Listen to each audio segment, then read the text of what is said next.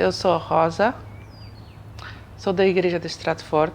Eu, antes de conhecer o Senhor Jesus, a minha vida era um inferno. Eu sofri na saúde, na vida sentimental.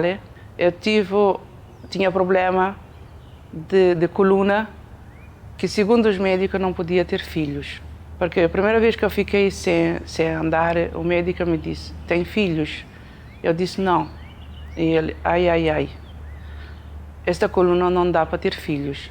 E aí, na altura, eu já estava na igreja, quando me aconteceu a primeira vez isso.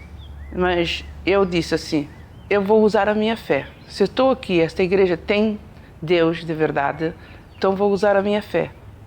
E aí vem a campanha de Israel. Fiz a campanha para Israel, na altura eu fiz 3 pedidos.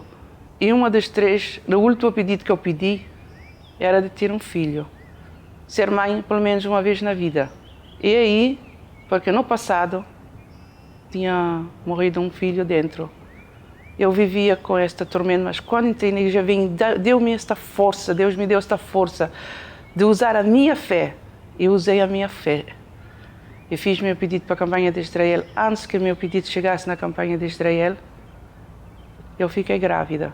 Fiquei grávida e eu trabalhei até 8 meses, que na altura eu estava na Itália, o direito de lá era até 7 meses, mas eu trabalhei até 8 meses, sem nenhum problema. Ainda saí do meu trabalho, ainda ia evangelizar. Eu tive a minha filha sem nenhum problema e eu levantei a cara para cima e eu disse, meu Deus, obrigado. Porque eu sei que esse é só o teu poder que está aqui. E aí, tenho uma filha hoje que já tem 17 anos, sã, salva, graças a Deus.